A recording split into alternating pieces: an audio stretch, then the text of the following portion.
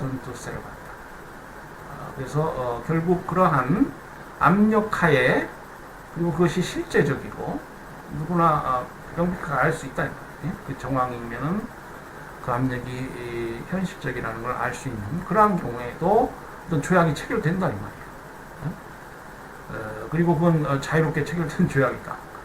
뭐 한 예로 우리 을사 보호조약, 우리 외교권을 박탈한 을사 보호조약, 또는 뭐 한일합병 관련해서 우리 고종이 바로 궁정옆에서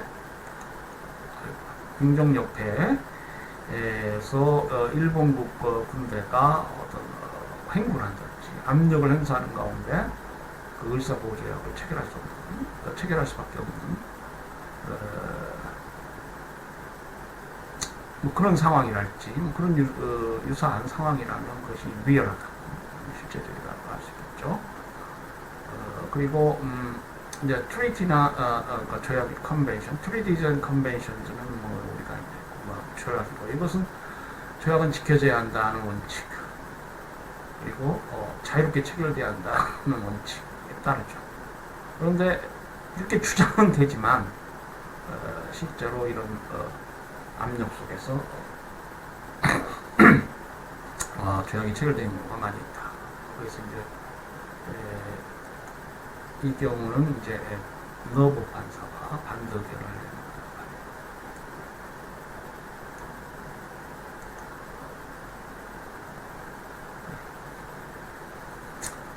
조약의 종류가 아니고 우리가 강행규범 위반하다가 많이 있어요. 자, 국가들은 이제 자유의사에 입각한다면 어떤 내용의 합의도 할 수 있는가? 이 문제를 한번 생각해 봐야겠습니다. 자, 의사주의적 국제법관이랄지 법실증주의, 그리고 국제사회의 어떤 특질, 상위의 통치기관, 입법기관이 없죠. 그렇기 때문에 분권화된 사회고, 그렇다면 국가들이 자유의사에 입각해서 어떠한 내용의 합의도 할 수 있는가? 그러한 조약이 유효한가? 이런 문제를 생각해 볼 수가 있겠습니다. 그러니까 국제사회는 강행규범이 존재하지 않는가?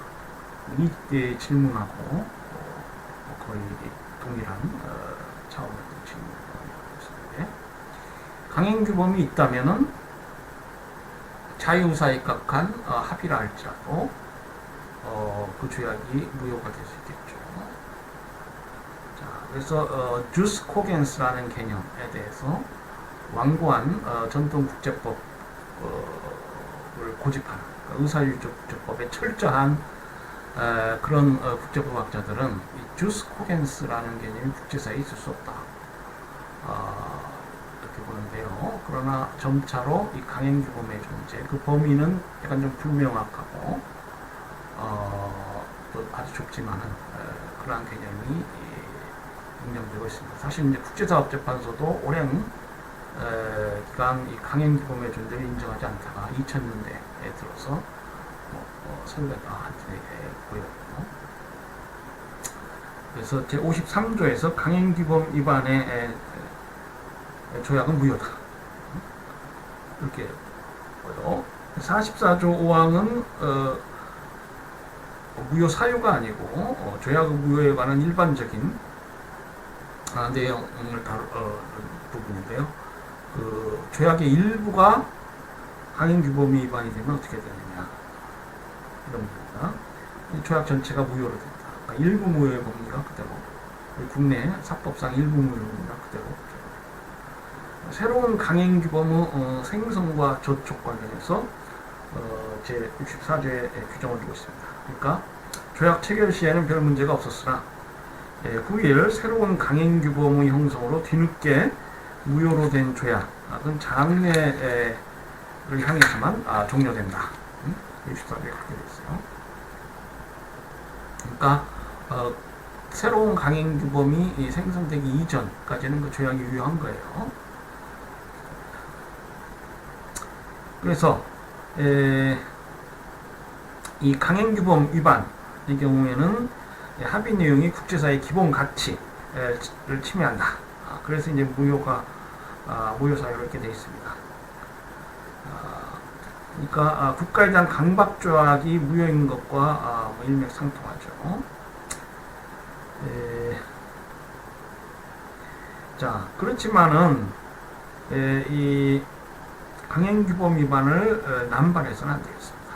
강행규범 위반을 위한 무효주장을 남발해서는 안 되고요. 충분한 증거에 신중하게 판단 안 되고 수락돼야 하겠습니다. 이 비엔날 과정에서 보면은 강행규범 위반은 동구권 국가와 개발도상, 동구권은 동구 유럽, 뭐 헝가리, 뭐 오스트리아, 뭐 폴란드, 좀 못 사는 유럽 지역에서 이제 서부 쪽은 잘 사는 국가, 유럽 쪽은 못 사는 개발도상국 그 지지를 얻어서 강행규범 위반 쪽이 들어가고요. 이 말씀드린 대로 이 선진 강대국, 미국이나 영국, 무슨 독일, 프랑스 이런 나라들은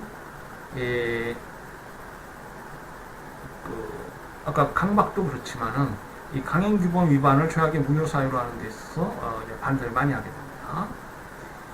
그래서 양 진영이 대치하다가 결국 그럼 강행규범 위반을 누가 판단할 것이냐, 함부로 남발할 우려가 있기 때문에 조약의 무효 사유로 남발을 억제하기 위해서 그 권위 있는 기관 판단이 합니다. 그래서 66조 A5에 국제사법재판소가 이 강행규범 위반 판단에 관해서 최종적으로 관할권을 행사한다.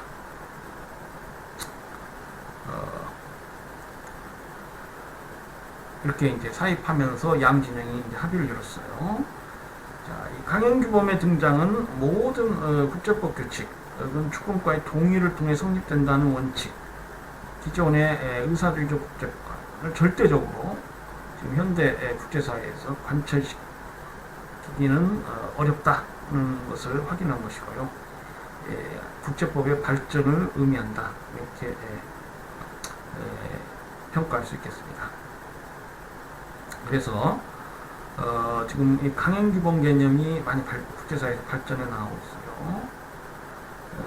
지금 국제법위원회는 비엔나 협약 초안에 관한 주석서에서 강행규범, 국제사회에서 인식할 수 있는 강행규범이 무엇인가에 관해서 한 3가지 정도를 들고 있습니다.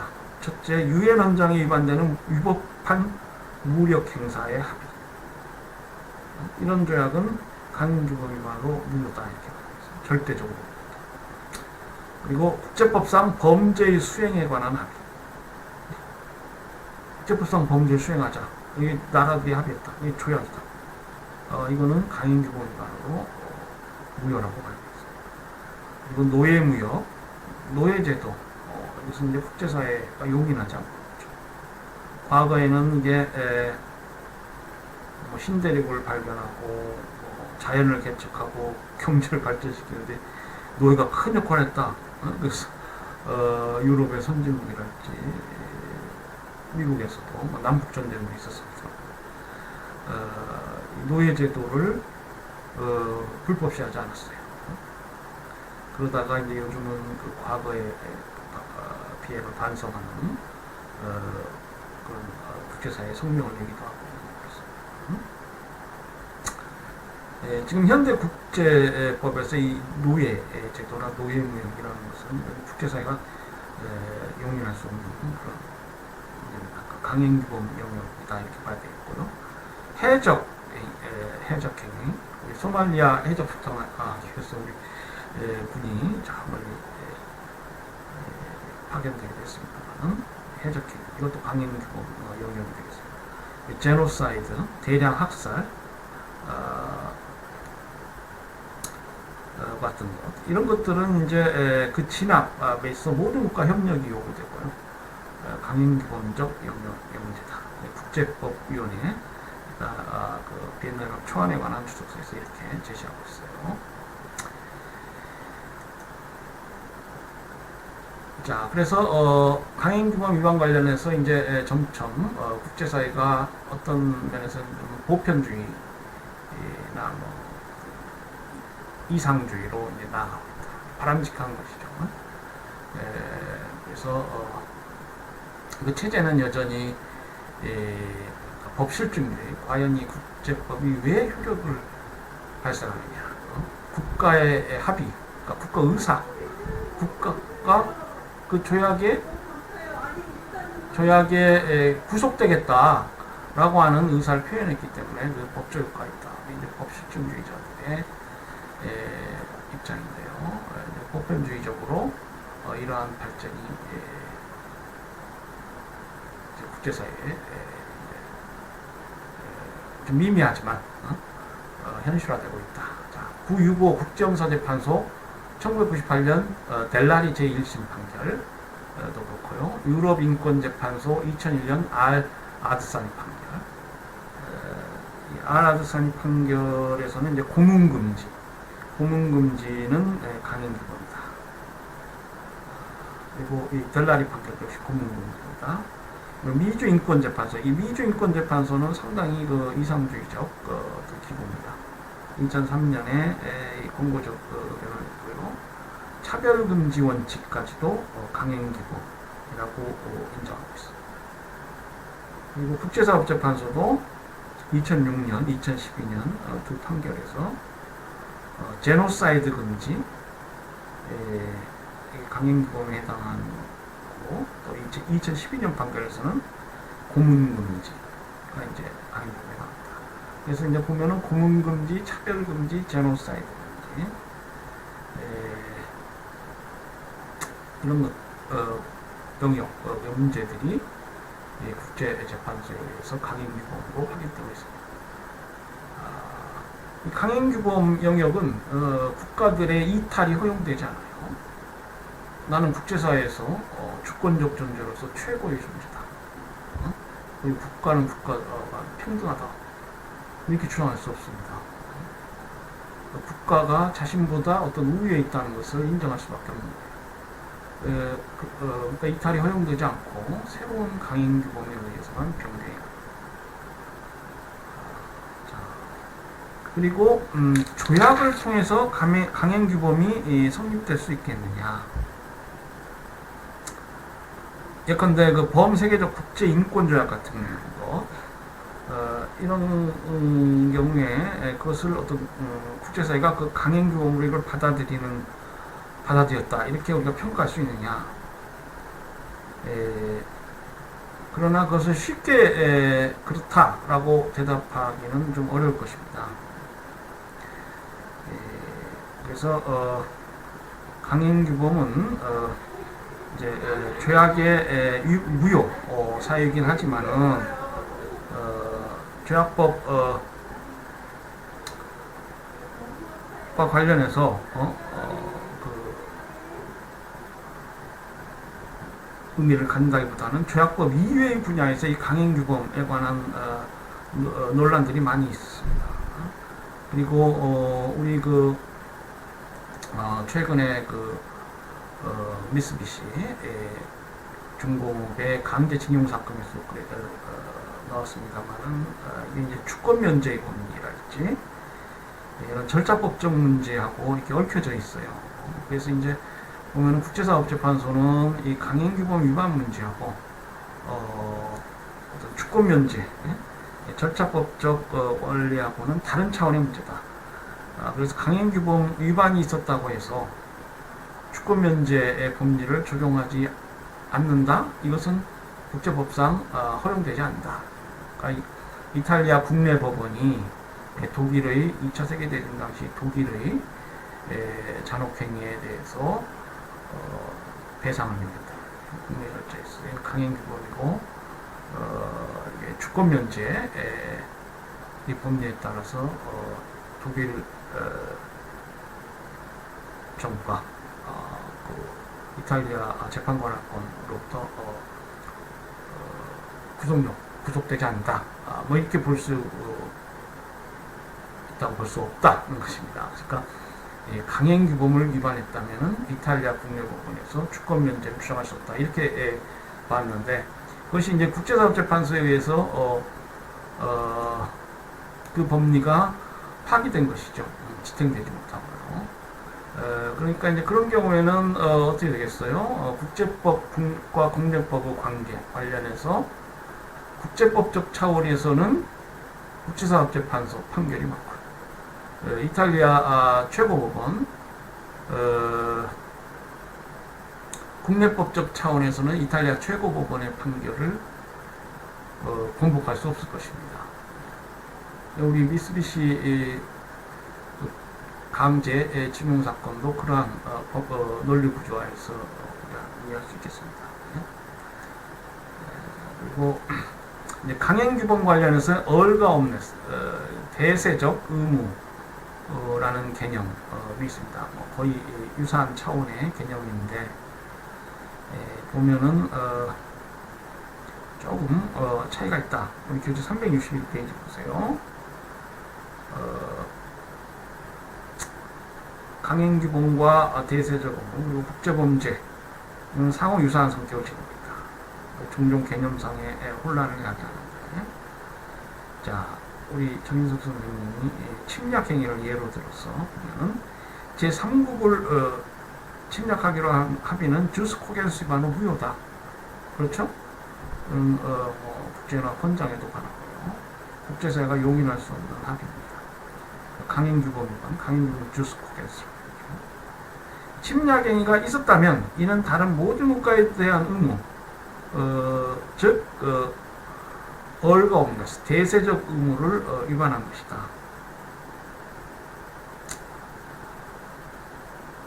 그리고 그런 차원에서 그것은 대세적 의무 위반이다. 국제 범죄가 되느냐?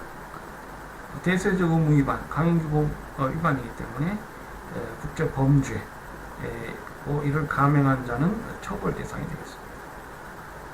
그래서 이제 유사한 개념이고 서로 연결되어 있지만 각각의 개념은 작동하는 목표가 서로 다릅니다. 그러니까 모든 강행규범은 대세적 의무에 해당이 됩니다. 그러나 모든 대세적 의무가 강행규범에 해당하지는 않겠습니다. 그렇죠? 그래서 대세적 의무는 어떤 경우에는 강행규범 면에 해당하지 않지만 국제간섭법상의 어떤 의무랄지 이런 것들에는 해당이 되겠습니다. 그리고 강행규범 위반의 경우에는 국제범죄에 해당하는 경우가 해당할 확률이 매우 크겠죠. 그러나 모든 경우에 그렇지 않습니다. 국제 형사재판소에서 또 규정한 그 법적 요건에 따라서 판단해봐야 돼요. 대세적 의무는 이제 국제범죄일 가능성이 강행규범보다도 더 적을 수가 있습니다. 그래서 이 개념은 그때그때 필요한 경우에 이제 사용하는 것이고 유사한 차원의 개념들이지만 조금 차이가 있다.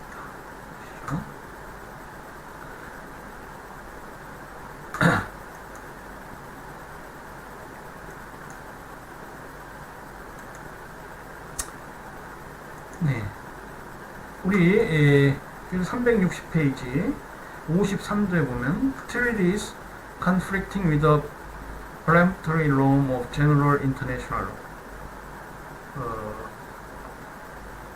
그래서 일반 국제법의 peremptory 하면은 이거는 이제 peremptory challenge 하면 무엇보다도 제일 먼저 처음 문제되는 것 이런 때 사용하는 말이죠. 그러니까 첫 번째 규칙 강행규범입니다. 주스 코겐스에 반하는 그러한 조약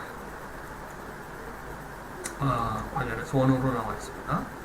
A treaty is void if at the time of its conclusion it conflicts with the peremptory norm of general international law.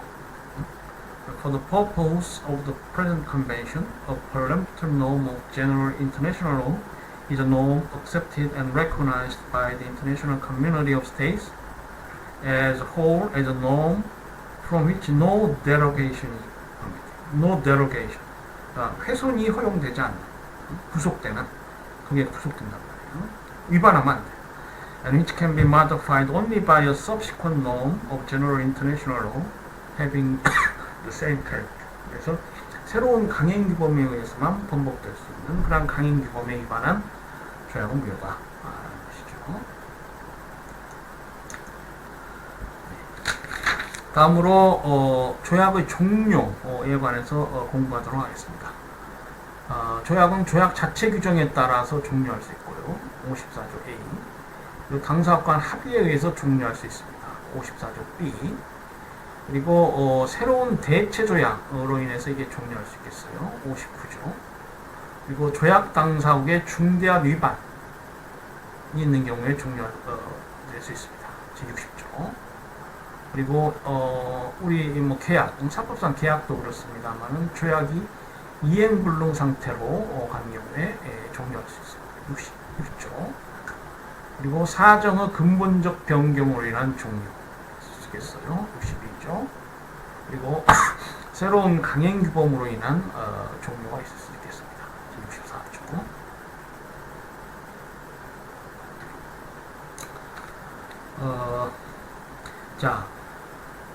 조약은 여러 가지 사유에 의해서 종료될 수 있습니다.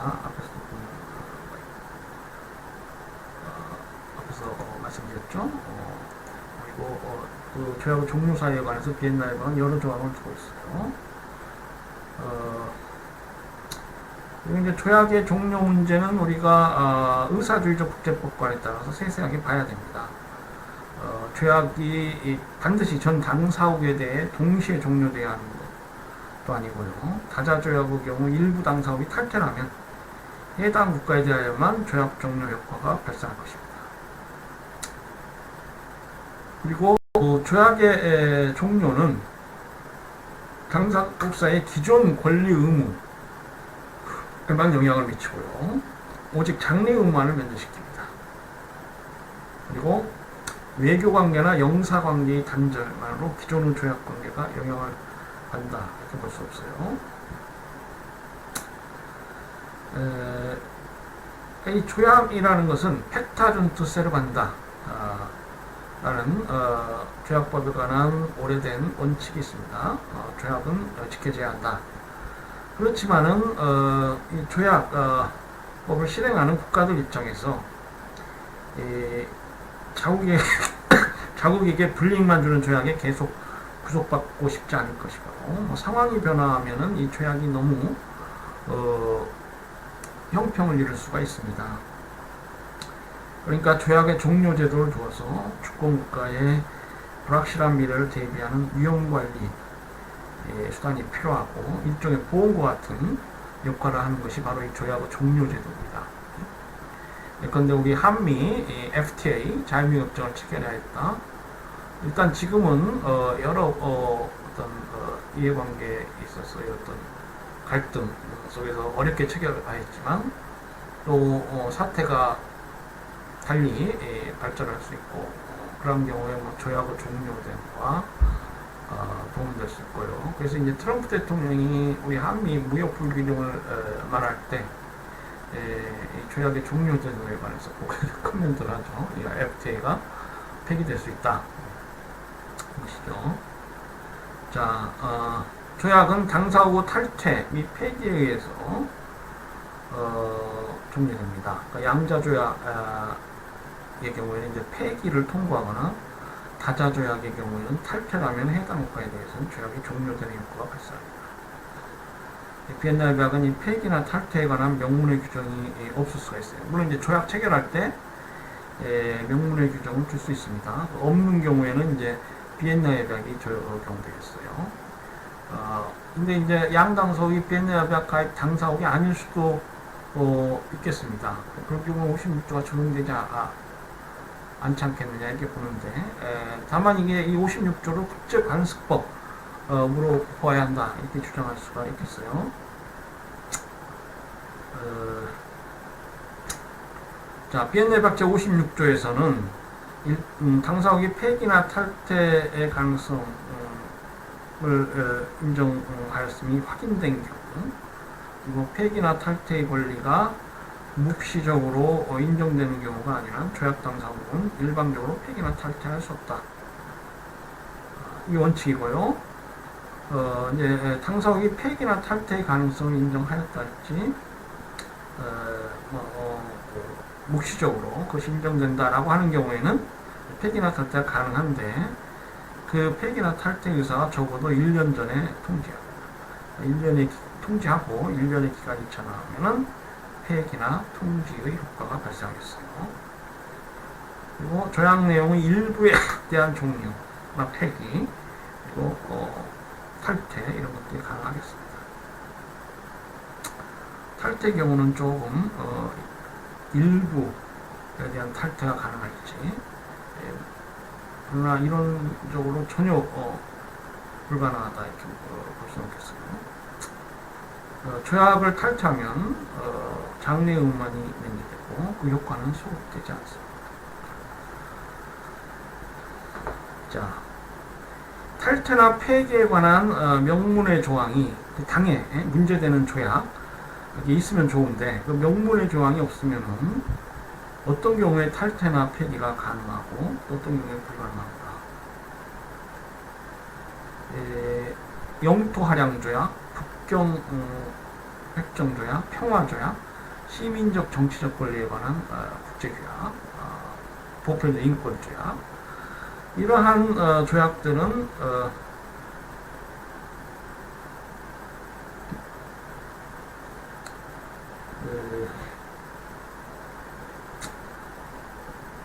성격상 일반적 탈퇴나 폐기 권한이 인정되지 않는다 이렇게 보였어요.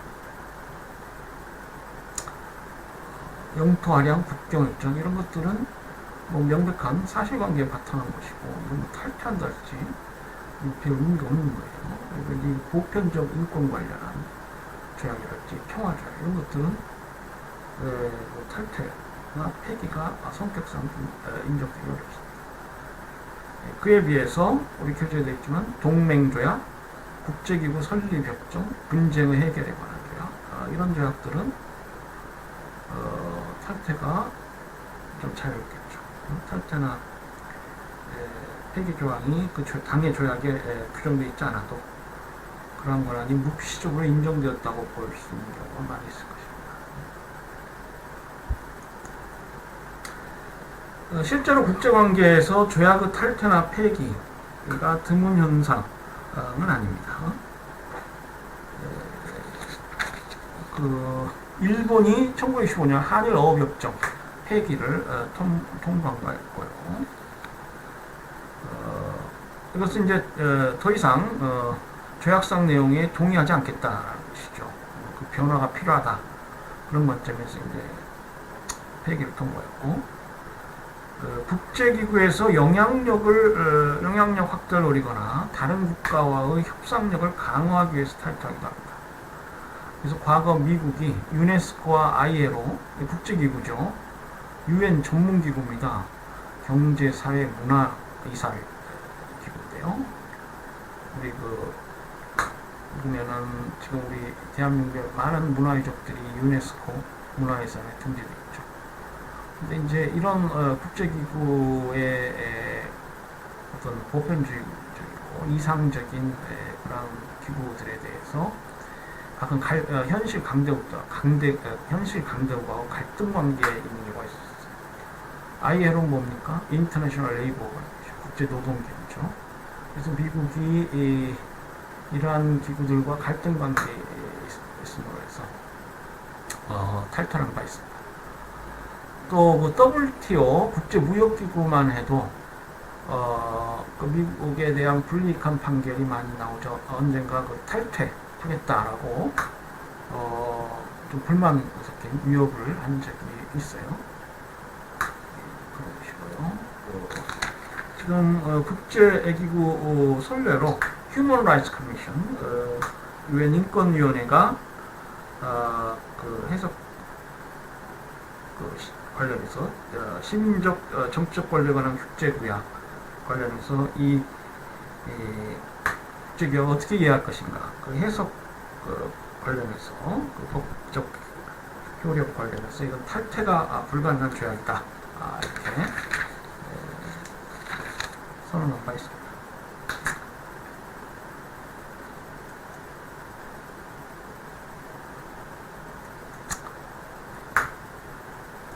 자, 그래서 이제 비엔나 협약 제56조에 보면은 종료, 폐기 또는 탈퇴에 관한 규정을 포함하지 아니하는 조약의 폐기 또는 탈퇴가 그러니까 종료 폐기 또는 탈퇴에 관한 규정을 포함하지 아니하는 조약이라는 건 뭡니까?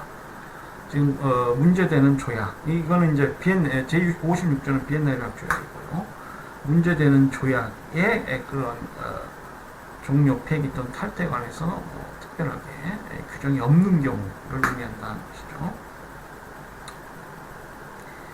그리고 1997년도 유엔 인권위원회 제너럴 카멘 일반 평석, 그러니까 이 조약을 어떻게 해석할 것이냐, 또 어떤 성격의 조약이냐 관련해서 이 제너럴 카멘